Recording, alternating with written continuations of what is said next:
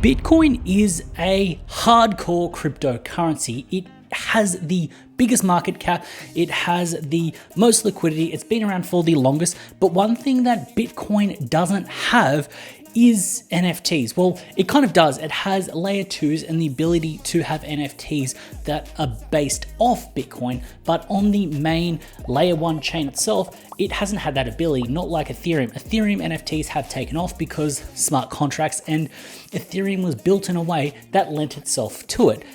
But that is until recently. There is a very smart person out there that was able to take Bitcoin and put NFTs on them. In this video, I'm actually going to break down Bitcoin NFTs, what they are, how they work, how you can actually make a bit of money off them, so you are just well informed so that when it does kick in, it'll be crazy. Now, right now, it feels like we're in early 2021 when it comes to Bitcoin NFTs. We have seen crazy sales, $40,000, $60,000, even $200,000 for these Bitcoin NFTs. Now, Bitcoin NFTs are called Ordinals. Now, this is what you will see all across crypto Twitter. Now, the reason that they're called Ordinals is it comes back to ordinal theory. Now, ordinal theory, without getting too in-depth, is a way of naming things so you can kind of remember what they are.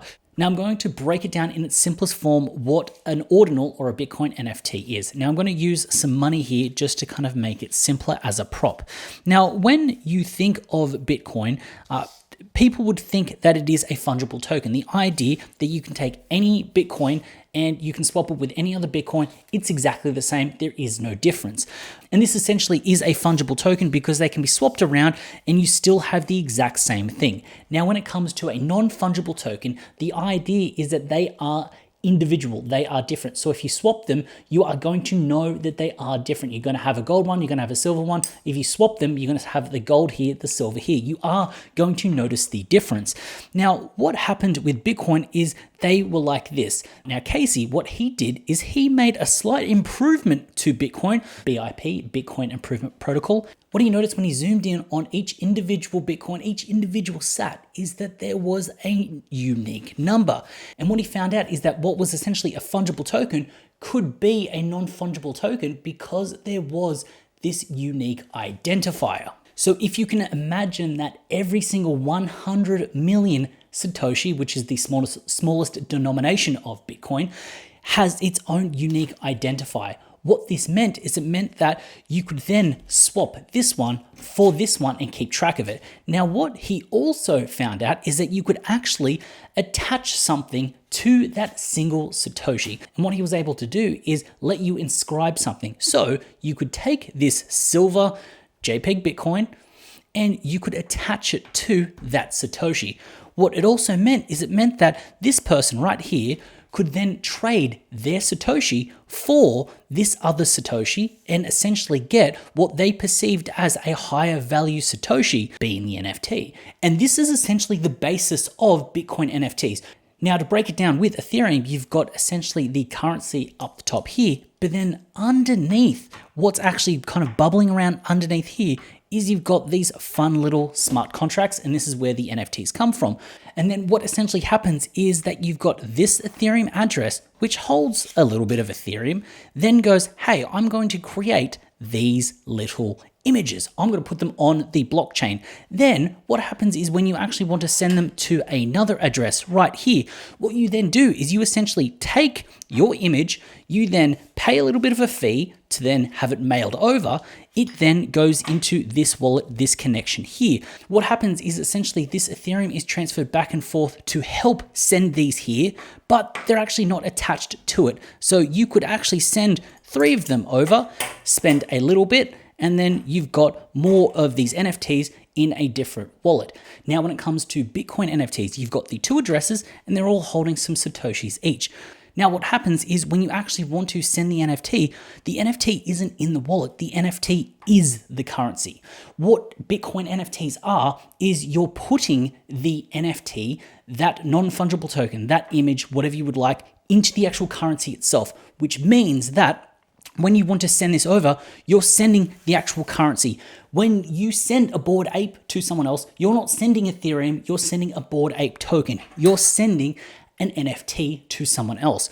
When you send a Bitcoin NFT, when you mint Bitcoin NFT, when you buy a Bitcoin NFT, you're actually buying some of the Bitcoin. You're buying a small fraction, 1/100 millionth of a Bitcoin with that image and JPEG attached to it. Now, this also means that there are limitations to what can be done on the Bitcoin blockchain at the current point in time when it comes down to NFTs. With Ethereum, you were able to have a collection. You were able to have multiple different NFTs that were a part of a collection because they weren't attached to the currency themselves. They were their own currency. But with Bitcoin, because every single Satoshi is unique, you don't really have a way to group all of these Satoshis together to say that this is a Bitcoin collection, because it is just a series of very, very minute, very, very small amount of Bitcoin NFTs. So this means at this current point in time, we're not going to see big, giant collections of NFTs on Bitcoin. We're going to essentially see a series of one-of-ones. That's the best way to describe it, because at this point in time, there is no way to group these together on the blockchain, unlike Ethereum NFTs, where that one wallet then makes those 3 NFTs, and then it has that wallet, that address, that smart contract as the parent. Now, there are some limitations right now because it is a currency that is being traded back and forth. There is no metadata because there is no smart contract integration. There's no way to scrape the data on each individual Satoshi to then work out the rarity, work out the different traits. The idea is you're essentially taking something very flat, say an image, and you're inscribing it onto the currency itself. You take another piece of currency, you then put another image. You take another piece of currency, you put on an image. And even though we have 2 similar looking NFTs and one different one, to the blockchain, to the people that are looking at it, they all look the same. Now, this doesn't mean that this won't be improved on and changed on in the future. This could happen. Now, look, we are very much in the infancy of this. To set up a wallet, you need to get a Bitcoin node set up and running. You need to download the Ord wallet. You have to run things with command lines. It is hard. It's not easy. It's not seamless like MetaMask. And to mint them, you need to do the same thing. You need to run some programs, run some command lines. It is very hard at the moment. There are some tools that are coming out. If you want to easily mint something, you can then go to Ordinals bot, which is good. There are marketplaces underway. There are wallets underway. At the moment, there's almost no real way to surf the images of Ordinals. It's very hard. There are some explorers, just like this one, but it's not like OpenSea where you can type in a collection and find things out. The technology hasn't caught up yet, and there are people working on this day and night because it's such a cutting edge, groundbreaking thing. Now, one thing that I will say with wallets is I actually set up a Sparrow wallet. Now, the reason that I set up a Sparrow wallet for any Ordinals is when you actually have a look on this page of the Ordinals handbook, you can see here that a Sparrow wallet can be set up, but it can't be transferred from the wallet, but it is a great wallet to receive in. Now, an interesting dynamic with Ordinals is, unlike Ethereum NFTs, where you have the creator that deploys the contract, spends a little bit of gas to make the contract, and then every single minter that comes along, spends some money and gets their item. They come along, spend some money, then it goes onto the blockchain, spend some money, goes onto the blockchain. Now we have a series of NFTs out there in the wild. With Ordinals, it's the other way around. The person themselves has to actually mint it to the blockchain because each of these is a piece of currency. So it has to actually be created before it can be kind of sold. So what happens is, if we want 3 NFTs on the Bitcoin blockchain, the person that mints them, that wants to sell them, has to actually mint them. So they spend money. They spend money. They spend money. They're then holding them right here. This person comes along, they can then spend 2 monies and get that ordinal. So what happens is there is a higher cost because it's not like one deployment and then everyone pays gas to get it. The idea is that the person that actually creates the NFT needs to spend the transaction to actually get it onto the blockchain. Now, these aren't cheap things to do because depending on the size of the image, because a block can go up to 4 megabytes, you may be competing with other people within that block, so it can get quite expensive. So we aren't going to be seeing games, we aren't going to be seeing videos, we're not really going to be seeing GIFs. You're basically going to be seeing JPEGs and things that are quite small. Now, one of the best things about Ordinals is the fact that these items and artifacts are actually on the blockchain. They're not on IPFS. They're not hidden somewhere else on the internet. We don't have a link that points to an image. We have the image that's on the blockchain, because what can happen is this Bored Ape or this doodle, they're actually sitting on a server somewhere. So if that server goes down, if that server's destroyed, if someone doesn't pay the upkeep, what can happen is that image can disappear. You still have ownership of it, but you don't have the image because it's not pointing to anything. With Ordinals, all of these items are on the blockchain itself. So it means that it is going to last a substantially longer time than something like IPFS, because the blockchain has been around and it's continued to be around. People are securing the network because they are rewarded monetarily for it. So this is another advantage. And this is where I think we will end up with bigger, smaller collections, but bigger artists, because if someone is spending money to deploy these images onto the blockchain, they're going to be there forever. They're spending money to put that content up there, so you're more likely to get a better quality.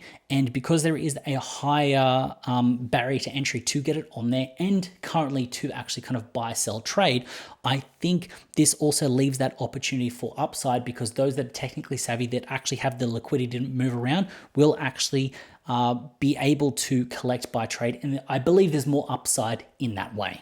So how are trades currently being made in Ordinals if there is no marketplace and you need to download different wallets to actually set this up? Well, what's happening is it's OTC, over the counter. Essentially, you have someone that has this Bitcoin NFT, an Ordinal, and you have someone over here that wants this NFT. What they then do is they strike up a deal, usually over Discord, and then what happens is they will then pay an exorbitant amount of money for this NFT. And because this NFT essentially is currency, it's then transferred over. Now, if you actually have the NFT, because it is a currency, if you haven't set up your wallet correctly, what can actually happen if you want to send your Bitcoin NFT across to another wallet, you actually need to specify which specific Satoshi you would like to send and what specific Satoshi you would like to use as gas, essentially, as a transaction. Because unlike Ethereum NFTs, where you're choosing an NFT in your wallet, you actually need to choose that specific Satoshi to send. What can happen if you actually spend money from the wallet that you receive your Ordinal in, if you haven't set it up correctly, is you could actually just spend some money on something else.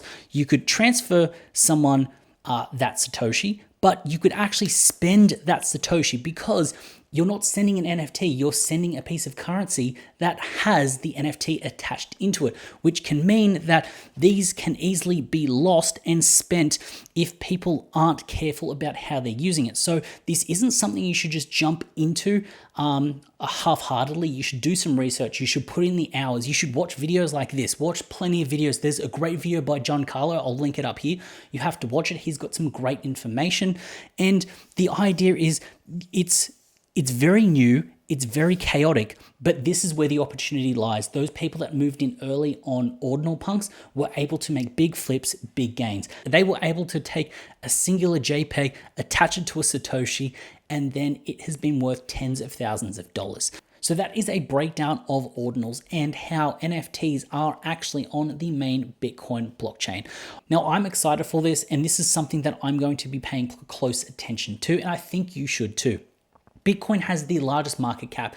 It has old money, it has heritage, it has a lot of wealthy people within it because it has been around for so long. Now with these Ordinals, I think it's very easy for big whales to actually want to collect certain pieces. Now I think there will be at some point in time the blue chip, the grails that will be minted onto the Bitcoin blockchain, and they will become collector's items. People will flock to them. We will have the art blocks of Ordinals. We will have the CryptoPunks of Ordinals, even though we've kind of got Ordinal Punks, but an original one. We will have the Bored Ape of Ordinals. We will have something that will come out that will take over, that will be true generational wealth. And if you are across it and able to use the technology early when other people can't, you're able to take advantage of it and turn that into your advantage and get that generational wealth. Now, if you found value in this video, hopefully you enjoyed this little demonstration with some money, with some coins, to hopefully give you a visual representation about how this all works, just so you've got a better understanding about Ordinals. If you found value in this video, please scroll down there, hit up that subscribe button, and while you're down there, also hit up the like button. As always, it's been a pleasure having you with me. I look forward to seeing you in the next one.